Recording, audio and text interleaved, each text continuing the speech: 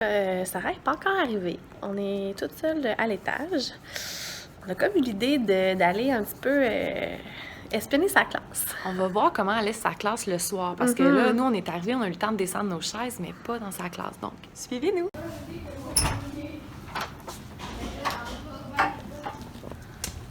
Alors, on entre dans sa classe. On va aller voir dans son état naturel la classe d'une Sarah. Suivez.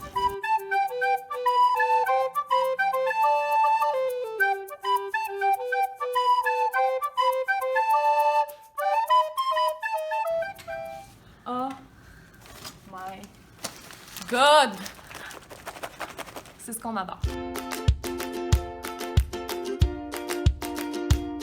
Salut tout le monde! On espère que vous allez bien.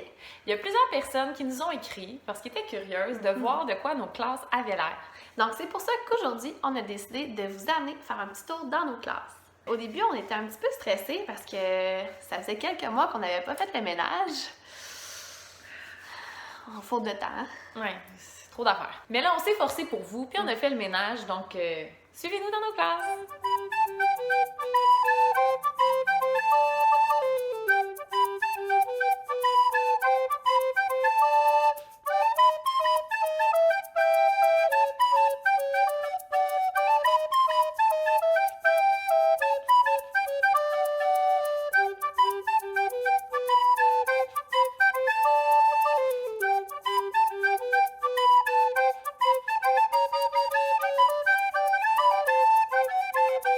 Bon matin! Bon matin! On espère que vous allez bien. Alors, on est rendu dans nos classes. On est arrivé depuis à peu près 10 minutes. Il est 7h20 pour vous faire le tour.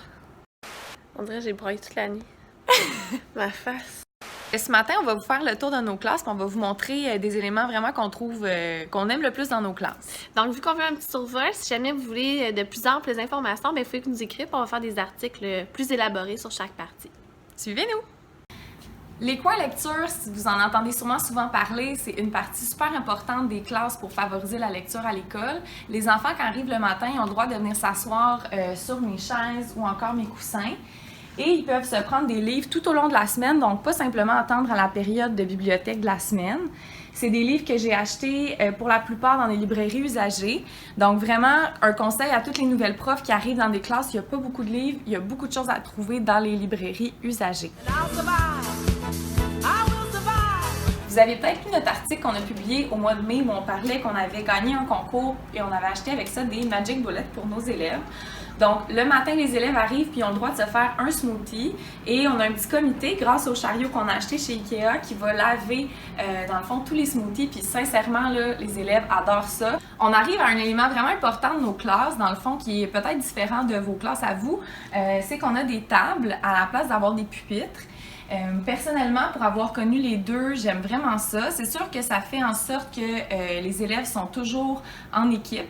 Donc, il faut faire attention au placotage. Il faut vraiment avoir des règles claires de classe. Mais une fois que les routines sont enclenchées au début de l'année, moi, j'aime beaucoup ça parce que ça me permet d'avoir des dispositions différentes, puis de vraiment sentir comme une petite famille dans la classe. Puis vous allez voir, Pierre-Anne et Sarah aussi ont des tables, puis les disposent de différentes façons. Et sans oublier le fait que disposé comme ça vous donne un bel espace pour faire des gigs matinales. Les élèves se chicanent pour venir faire des gigs avec leur prof.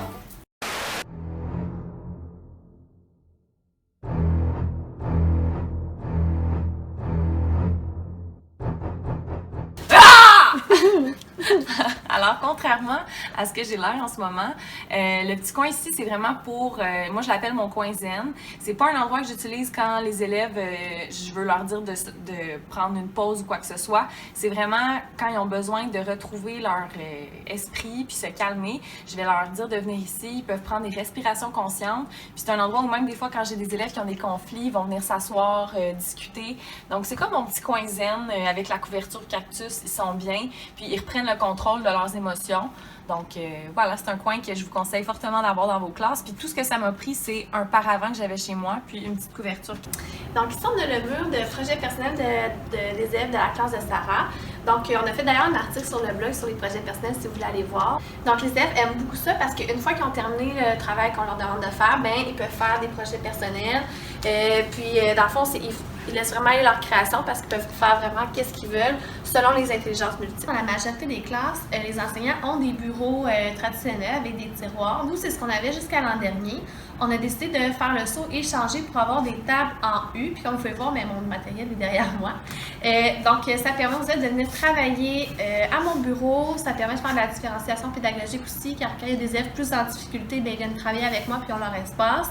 Ça nous permet aussi de faire un petit peu de flexible sitting parce qu'on peut mettre des ballons, on peut mettre des bancs, puis les élèves viennent s'asseoir ici. Puis c'est ça que pour avoir une table comme ça, il faut vraiment être prêt à avoir moins d'espace personnel, moins de bulles, parce que souvent les élèves viennent s'asseoir, ils regardent les choses, ils viennent me jaser, mais nous on aime beaucoup ça parce que ça nous permet encore d'être plus proche de nos élèves de cette façon-là. Donc, comme Alexandra vous l'a dit, nous on a des tables, et là vous êtes sûrement demandé, ben, pour les élèves, où mettent-ils leurs effets personnels? Alors, on a des pigeonniers en bois, où les élèves rangent leur matériel scolaire.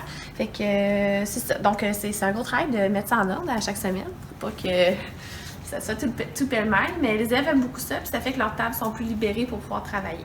Alors, je vous présente vraiment mon antiquité de classe. C'est un vélo stationnaire que mes parents m'ont donné. Donc, comme vous pouvez voir, il est un petit peu usé.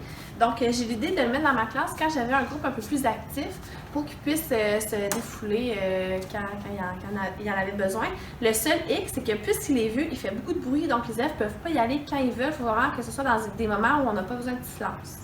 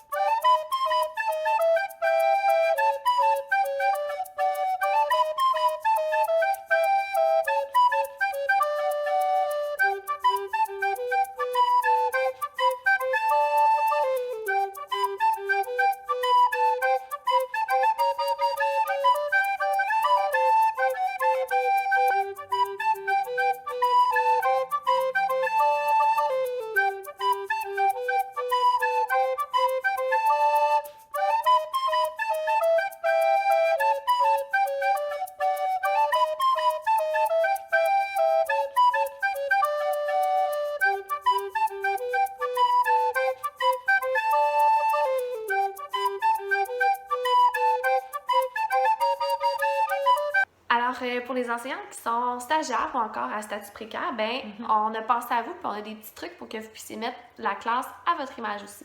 Vous pourriez par exemple apporter des plantes, mettre des huiles essentielles avec une odeur que vous aimez, aller chercher des affiches qui vous... Sur le blog ou ailleurs. Sur un autre blog aussi, il y en a plein des super beaux avec des affiches vraiment qui vous rejoignent. Puis dans le fond, l'important, c'est vraiment que les élèves ils sentent que vous êtes bien dans cette classe-là pour qu'eux aussi, ils puissent être bien et confortables avec vous. Alors, on espère que vous avez aimé la visite guidée dans nos 3 classes. Et on se retrouve la semaine prochaine pour une nouvelle vidéo. Bye!